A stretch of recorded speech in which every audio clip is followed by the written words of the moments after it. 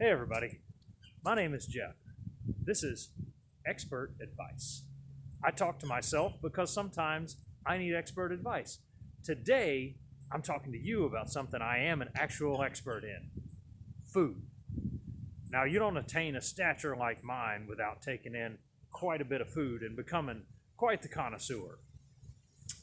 But I'm going to talk about two very important things related to this fine product here. This is sorghum syrup, aka molasses, at least in my family. This is stuff that we made, me and my dad, this year.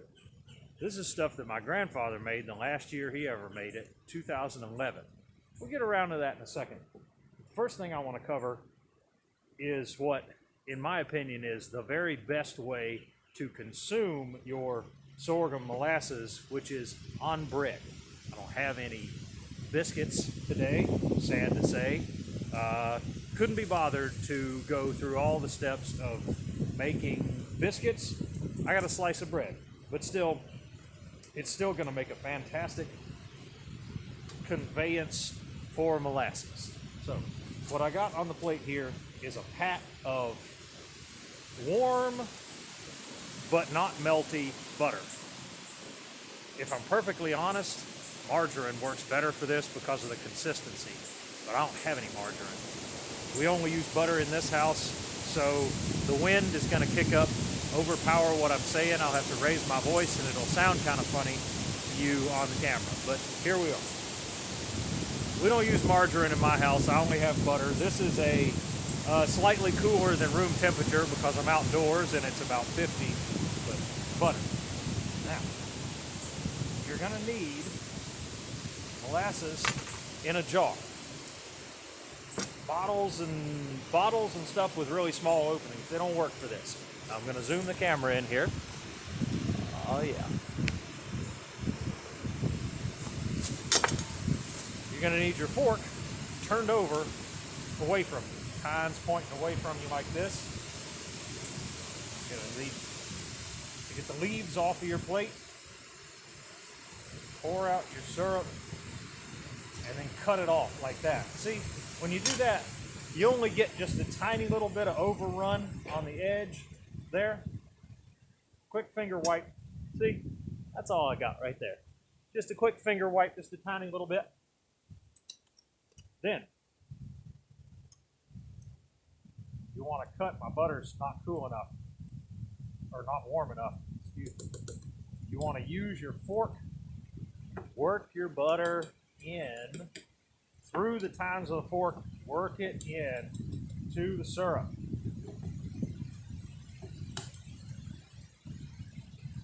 Now, as for quantities,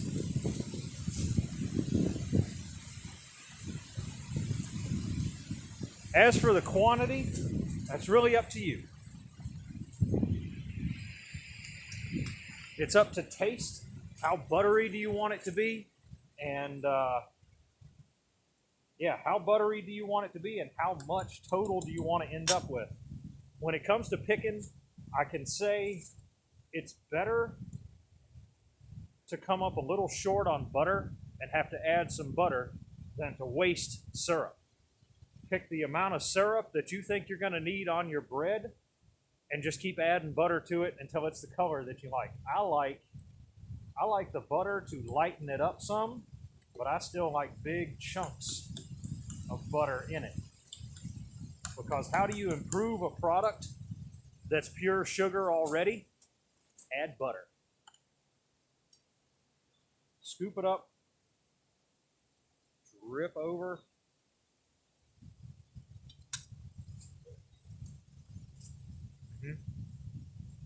Yeah. That'll do. That'll do.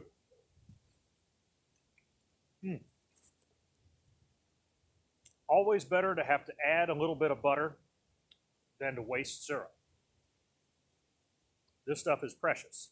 It takes many, many weeks, many, many hours of dedication, aggravation, and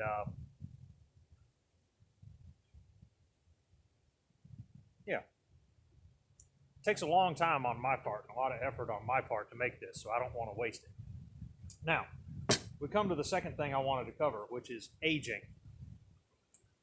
I said before, this jar right here, this jar is 19 years old. I'm going to pour it out on the plate here and show you what's different about it from what I made this year. It's a little thicker and a little darker. And that's it. It's a little bit thicker and a little bit darker. This stuff is like honey. It will keep forever.